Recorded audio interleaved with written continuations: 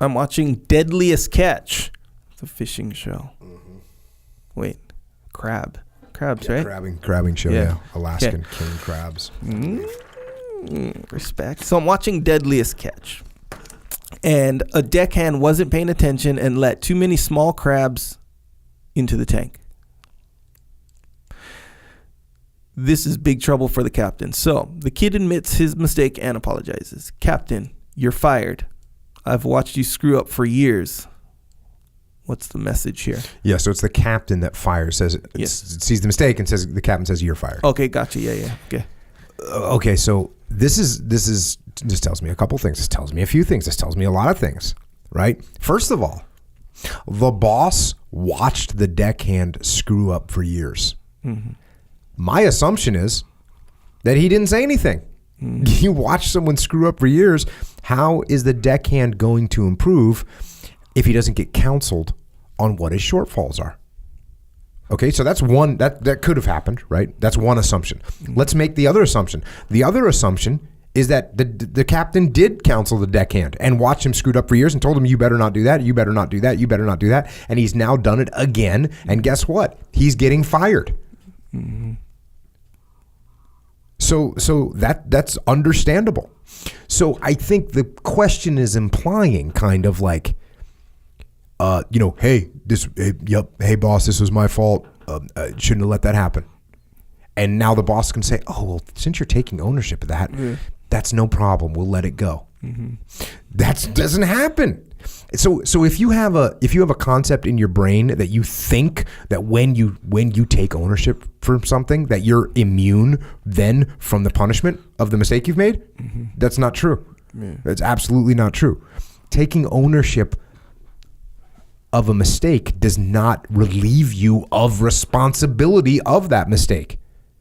In fact, the opposite of true. When you take ownership of a mistake, you're taking ownership of the mistake and you are raising your hand and saying, I own the mistake. And if there's punishment to be meted out, it needs to land on me. Mm-hmm. That's what ownership is. Ownership is not a get out of jail free card. Yeah.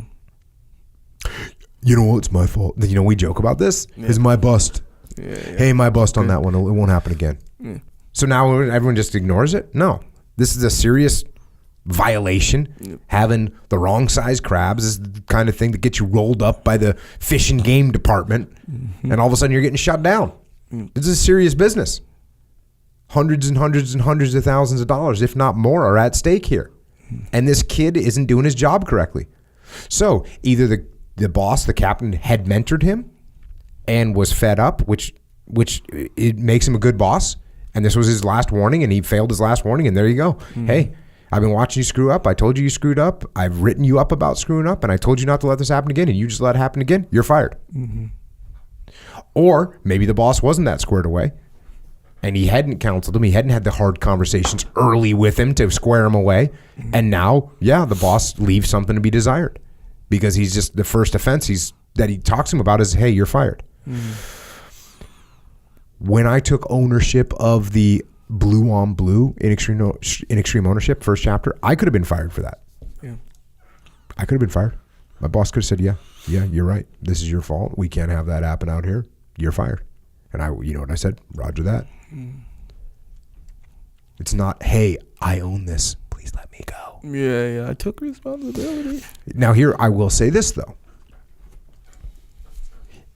So taking extreme ownership is not a get out of jail free card, but I will tell you this, if you make excuses, it is going to be worse in 99% of the situations. Yeah. Well, the small crabs snuck in when I wasn't looking. That's not my fault. Yeah. Tactical crabs on the move, right? Yeah. Then you just look like an idiot, right? So then another thing that this brings up is this idea of preemptive ownership, and that is if you take ownership of something, you don't want to take ownership after the fact. Extreme ownership, the idea of extreme ownership in its purest and most effective form isn't, hey, something went wrong and I'm now taking ownership of the mistake. That's not the best extreme ownership scenario. The best extreme ownership scenario is when you take ownership prior to the mistake happening, and you realize that if there is going to be a mistake, you are going to own it. So what you're going to do is you're going to work hard to prevent that mistake from happening. That's preemptive ownership. You're taking ownership before the mistake happens. So this kid, this deckhand, could have put procedures in place to make sure no small crabs got in. It sorted them out properly. Mm-hmm. But instead he thought, oh, you know what? It'd be no big deal. I'll just take ownership and then they'll say it's okay. Or, I'll blame someone else or whatever his thinking in his brain. If he says, look, if I let small crabs in here, I am going to own it and I am going to get fired. Guess what? Perhaps he would have worked a little harder to prevent these small crabs from being where they weren't supposed to be.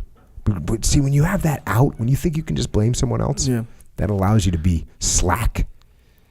Yeah. When you think, well, this isn't really my responsibility. That's why when I work with companies, and they'll have something that's going wrong, some problem, some procedure that's not working correctly, some timeline that's not being met. And one of the first questions I ask, and it's normally like a huge step in the right direction to resolve the problem, is I go, oh, okay, who's in charge of that process? And a bunch of people will be looking around at each other, and no one's raising their hand. And the minute I see that, I go, interesting. This is the answer to me. Now we know why the process is ineffective, because no one has ownership of it. And if no one has ownership of it and the thing doesn't get done when it's supposed to get done, everyone just points at each other and says, yeah, well, it wasn't my fault. It was his fault. It was their fault. Yeah. And then no one takes ownership and no one solves it. Yeah. Whereas if you say, okay, Echo, you are in charge of this process. If it doesn't work, I'm coming after you. Now you can step up your game preemptively to prevent a mistake from occurring. Prevent the little crabs from getting in the pot. Yep. So taking ownership isn't a get out of jail free card. Mm-hmm. If you have a subordinate, you are actually responsible for counseling them and coaching them and mentoring them and explaining to them what the standards are so that they can meet the standards, explaining explicitly what the standards are so that they can meet those standards. And the optimal ownership takes place not only after, but more importantly, before something goes wrong. There you go. Not to mention, you gotta take responsibility for solving the problem. Yes, you do. Which apparently this deckhand guy has not. Yeah, he took ownership for the mistake. He didn't take ownership for solving the problem. He also didn't implement a solution to the problem. There's all kinds of problems for years, by the way. Yeah. So there you go.